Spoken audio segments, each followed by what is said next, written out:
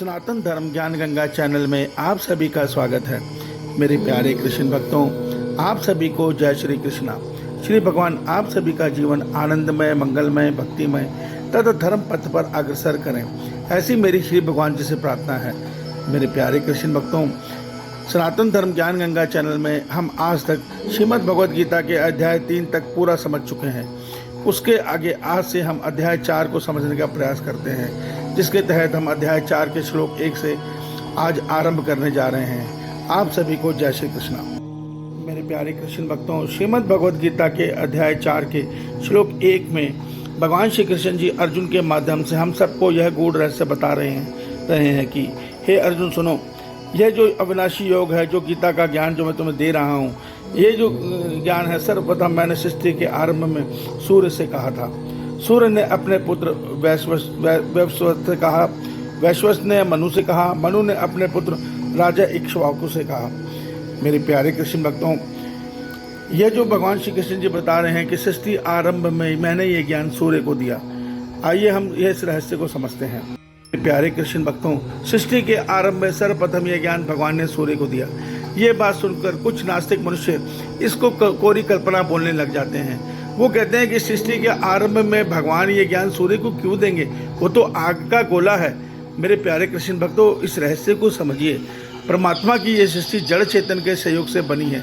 जड़ तत्व अर्थात दिखाई देने वाली हर वस्तु, हर शरीर वो जड़ तत्व से बना है, और जिसको अपरा प्रकृति बोलते हैं, उसको चेतन शक्ति देती है परमात्मा की आत्मा।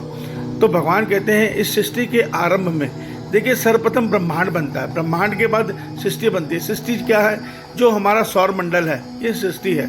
इसके अंदर हमारे सृष्टि की रचना का विज्ञान छिपा है, जिसमें पंच तत्व के द्वारा सर्वप्रथम सूर्य बनता है। सूर्य के बाद अन्य ग्रह बनते हैं, धरती बनती है, फिर धरती के प्राणियों की रचना होती है। ये हमारी सृष्टि कहलाती है। तो सर्वप्रथम ये ज्ञान भगवान सूर्य को देने का अर्थ ये है कि जो परमात्मा की आत्मा रूपी ओम रूपी शक्ति है, वो सर्वप्रथम सूर्य में आती है, और सूर्य में वो प्रोग्राम साथ लेके आती है, जिसके अनुसार सूर्य को इस संसार में चलना है, जिस प्रकार अनुसार सूर्य को जिस बंधन में बंध गए इन संसार की सेवा करनी है। देखिए, सूर्य अपनी मर्जी से अपने तापमान को नहीं बढ़ा सकता, सूर्य अपनी मर्जी से अपने तापमान को नहीं घटा सकता।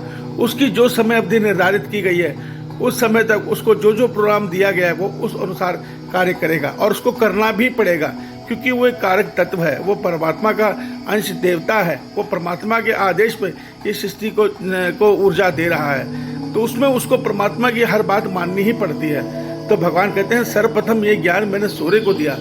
सूर्य से ये ज्ञान उनके पुत्र वैश्वस तक आया, वैश्वस से मनु को, मनु के बाद इक्ष्वाकु को। इस धरती के जो प्रथम प्रजा है, जो प्रथम मनुष्य है, वो मनु है, जो ब्रह्मा जी के द्वारा उत्पन्न होते हैं, जो पैदा नहीं होते, ब्रह्मा जी के द्वारा रचे जाते हैं। वो सूर्य के द्वारा इस संसार में आए हैं। तो वो अब वैश्वस से ये ज्ञान मनु को आया, मनु से ये ज्ञान इक्ष्वाकु वही राजा है जो रामचंद्र जी के पूर्वज हैं, भगवान श्री रामचंद्र जी के पूर्वज। तो भगवान ने ये ज्ञान सर्वप्रथम सूर्य को दिया, और ये ज्ञान सृष्टि के आरंभ में दिया। सृष्टि के आरंभ का अर्थ ये होता है कि देखिए, हमारी ये सृष्टि एक कल्प में बंधी है, अर्थात इस सृष्टि की, इस सूर्य की जो उम्र है वो 4 अरब 32 करोड़ वर्ष है। इसके बाद ये सूर्य की ऊर्जा ठंडी होनी शुरू हो जाती है, और ये सूर्य मृत्यु को प्राप्त होता है, जिसके कारण जब ये सूर्य मृत्यु को प्राप्त होता है, तो उसके कारण जो नवग्रह इसके द्वारा संचालित हैं, धरती समेत, वो सब धीरे धीरे करके इसमें समाने लगते हैं, वो भी खत्म हो जाते हैं। तो परमात्मा की सृष्टि 4 अरब 32 करोड़ वर्ष तक चलती है, और उसके बाद 4 अरब 32 करोड़ बाद परमात्मा की सृष्टि में प्रलय आ जाती है, और उसके बाद ये प्रलय 4 अरब 32 करोड़ वर्ष तक रहती है, जिसके बाद फिर नए इस ब्रह्मांड में, नए सूर्य में, नई धरती, नए सौरमंडल में परमात्मा की नई सृष्टि आरंभ होती है। फिर उस समय ये ज्ञान परमात्मा दोबारा से उस नए सूर्य को देते हैं। तो इस रहस्य को समझिए, जब जब सृष्टि आरंभ होती है, तब तब परमात्मा ये ज्ञान सूर्य को देते हैं। तो भगवान उसी के विषय में आज के श्लोक में बता रहे हैं कि सृष्टि के आरंभ में मैं ये ज्ञान सूर्य को देता हूँ।